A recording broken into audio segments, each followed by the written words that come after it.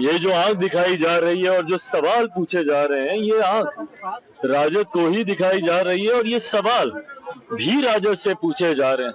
अब उस व्यवस्था को और इतना मजबूत किया जाएगा कि न सिर्फ पलायन रुकेगा बल्कि रिवर्स माइग्रेशन भी अब हम लोग शुरू करवाएंगे। लोगों की बौछार लगा रहे हैं, बड़ी एक्टिव हो गई है। बिल्कुल एक्टिव हो गई है और वर्चस्व की लड़ाई पे है आज की तारीख में कांग्रेस। और ये वर्चस्व की लड़ाई गठबंधन के भीतर ही चल रही है। ये जो आंख दिखाई जा रही है और जो सवाल पूछे जा रहे हैं, ये आंख राजद को ही दिखाई जा रही है और ये सवाल भी राजद से पूछे जा रहे हैं। पलायन को लेकर जो कांग्रेस की चिंता है, वो चिंता हम सब की भी है। पर उस चिंता की शुरुआत कहाँ से हुई? याद करें 90 का वो दशक। हर वो युवा जो आज की तारीख में संभवतः मेरी उम्र का होगा या मुझसे ज्यादा उम्र के होंगे, या वो बुजुर्ग जिन्होंने 90 के दशक का वो दौर देखा, उनको आज भी वो याद होगा कि किस तरीके से पीढ़ियां बर्बाद हो गई, पीढ़ियां मजबूर हो गई बिहार छोड़कर दूसरे राज्यों में, दूसरे देशों में जाने के लिए। क्यों? क्योंकि 90 के दशक में जिस तरीके से जंगल राज का माहौल राजद की सरकार में बना दिया गया, जहां आए दिन अपराध, बलात्कार, लूटमार, डकैती, दुकानें दिन दहाड़े लूट लेना, व्यापारियों की हत्या कर देना, ये एक आम बात बन गई थी। जिस तरीके से उस वक्त आम बिहारियों ने भयभीत होकर यहाँ से पलायन करना शुरू किया, उनकी आंखों में वो दुख आज भी दिखाई देता है। जब दूसरे राज्यों में या जब विदेशी दौरों पे जब मैं बिहारी डायस्पोरा से इंटरेक्ट करता हूँ, उनको तकलीफ है कि उसके बाद उनकी आने वाली पीढ़ियां कभी बिहार वापस लौट के जा ही नहीं पाई।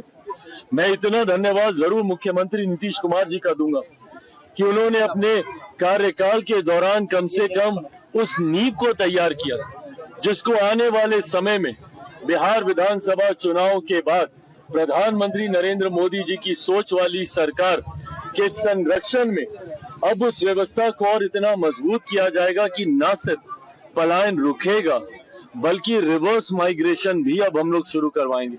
वो लोग जो पलायन करके दूसरे राज्यों में गए हैं या दूसरे देशों में गए हैं, कैसे वो वापस अपने प्रदेश, अपने बिहार में वापस आए, ये व्यवस्था भी तैयार की जाएगी। पर कांग्रेस जो इस विषय को उठाकर आगे बढ़ने का काम कर रही है, कहीं ना कहीं कांग्रेस और राजद के बीच की दरारें अब देखने को मिल रही हैं।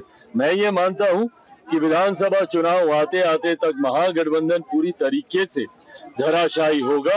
कांग्रेस वर्चस्व की लड़ाई में, और पहले भी कांग्रेस अलग से चुनाव लड़ चुकी है।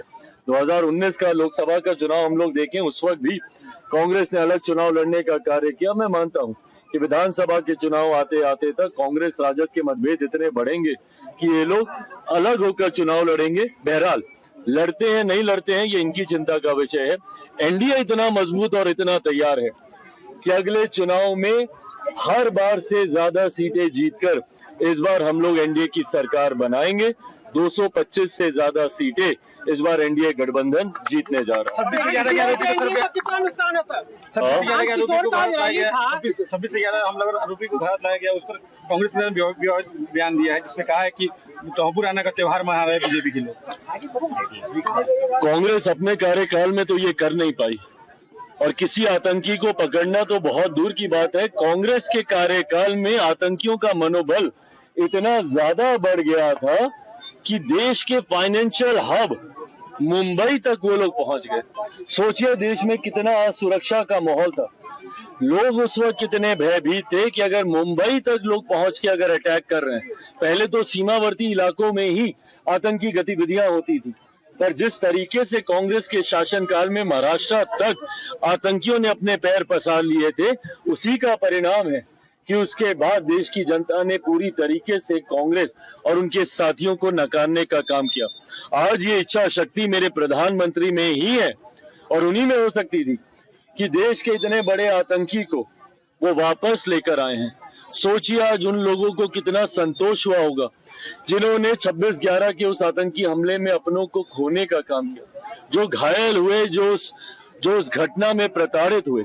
आज कहीं ना कहीं उनको न्याय की उम्मीद जागी है, और उम्मीद ही नहीं, पूरा विश्वास है कि बहुत जल्द जांच पूरी होके कड़ी से कड़ी, सख्त से सख्त सजा इस आतंकी को हम लोग देने का काम करेंगे, न्याय प्रणाली देने का कार्य करेंगे।